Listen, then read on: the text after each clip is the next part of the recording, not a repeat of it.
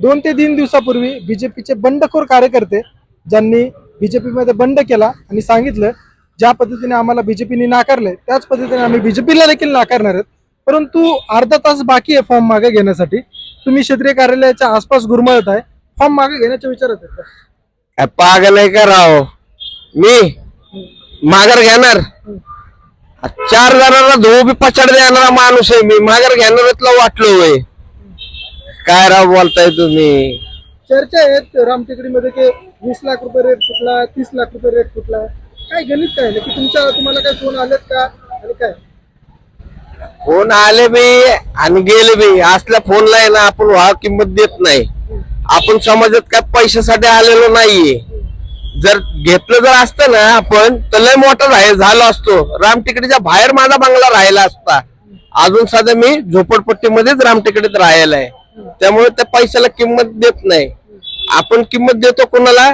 जनतेला। जे माझे पाय कुठे आहेत? जमिनीत आहे, फक्त डोकं वर आहे, पण धोबी पछाडता देणार मी ठेवून। भारतीय जनता पार्टीचा एक बंडखोर उमेदवार म्हणून मी उभा राहणार आणि काय आहे ते पक्षाला दाखवून देणार की युवराज कुचेकर काय चीज आहे ते आणि काय नाही। बरोबर, आपण बघतोय की आज फॉर्म भरण्याचा शेवटचा तारीख आहे।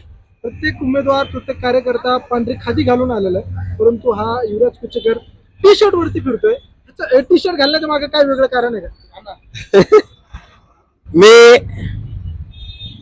लय आगला वेगळा, मी कधी कार्यकर्ता म्हणून हे करत नाही, मी मित्र म्हणून आणि मित्र म्हणून राहतो। आणि माझ्या राहण्याची स्टाईल बी अशी बी आहे, हाफ चड्डीवर बी असतो, फुल पॅन्ट वर बी असतो आणि खादीवर बी असतो। म्हणजे कार्यकर्ता खादीवरच असला म्हणजे तो कार्यकर्ताच आहे असं नसतं। प्रचाराला कधी सुरुवात करणार? प्रचाराला तर उद्या चिन्ह घेतलं की परवापासून लागलो प्रचाराला। मी काय चिन्ह मागितलं? ताट, माझं ताट हिसकून नेलेलं आहे, भरलेलं ताट। आणि हे मी निवडणूक आयोगाकडे मागणी केलेले, मांगीर बाबा म्हसोबा आय मरे आहे ही माझ्या महाग आहे आणि सर्वसामान्य जनता ही सुद्धा माझ्या महाग आहे। त्यामुळे मी ताट हे जाणून बुजून भरलेलं ताट, जी थाळी आहे जेवणाची थाळी माझी नेलेली आहे, ती थाळी माझी चिन्ह असेल। अच्छा, कारण निवडणूक आयोगाकडे तुम्ही प्रेफरन्स दिला असेल, तर ते ताट तुम्हाला चिन्ह नाही भेटलं तर काय दुसरा काय प्रेफरन्स आहे? मग दुसरा पर्याय मग ताट जर नसेल, ताट 100% असणार, 100% ताट आहे। माझा म्हसोबा माझ्या मागे आहे, ते ताट माझ्या म्हसोबा रायाने पाठवलेले त्या पुस्तकात, तुम्हाला दाखवू? तुम्ही ताट चिन्ह घेणार आहे आणि या प्रचाराची रणनीती कशी असणार आहे, कुठून कसा प्रसार असणार आहे, ते काय पुढची दिशा काय असणार? पुढची दिशा पहिला जो नारळ फुटण मांगीर बाबा मंदिरापाशी, मांगीर बाबा म्हसोबाच्या आशीर्वादानेच पुढचा पाऊल उचलला जाईल। शिवाय मी संघाचा कार्यकर्ता आहे, संघ काय काम करतं काय नाही समजा डावपेच आपल्याला माहिती आहे आणि त्यांचाच चेला आहे मी। संघाचे कार्यकर्ते तुमच्या सोबत असणार आहेत का प्रचारात? 100%, 100% असणार, का नसणार? बीजेपीने उमेदवार दिलेला त्या मागे असतील नसणार का की संघातच आमच्या जे काँग्रेसवाले जे आहेत ते संघाचे नाही आहेत, बीजेपीचे नाही आहेत। बीजेपीचे जर असते तर मी सुद्धा स्वतः थांबलो असतो, ते आयात आलेले लोक आहेत, त्यामुळे मी सुद्धा माघारी आहे त्यांच्या। म्हणजे संघाचे कार्यकर्ते नाराज आहेत? येस 100% नाराज आहेत, संघाचं कार्यकर्ते नाराज आहेत की आयात काँग्रेसच्या उमेदवारांना उमेदवारी दिले गेलेले आहे। जे आपले भाजपचे घरातले कार्यकर्ते आहेत जुने निष्ठावंत, त्यांना पूर्णपणे डावललेला आहे। अजून काय सांगाल शेवटचा मेसेज मतदारांना, शेवटचा मेसेज काय तुमचा? मी शेवटचा मेसेज सांगतो, यांनी पक्ष चांगला आहे पण पक्षातील जे नेते आहेत ते बरोबर नाहीये। पक्ष हा कार्यकर्त्यांचा आहे, नेत्यांचा नाहीये, आम्ही बांधलेला पक्ष आहे।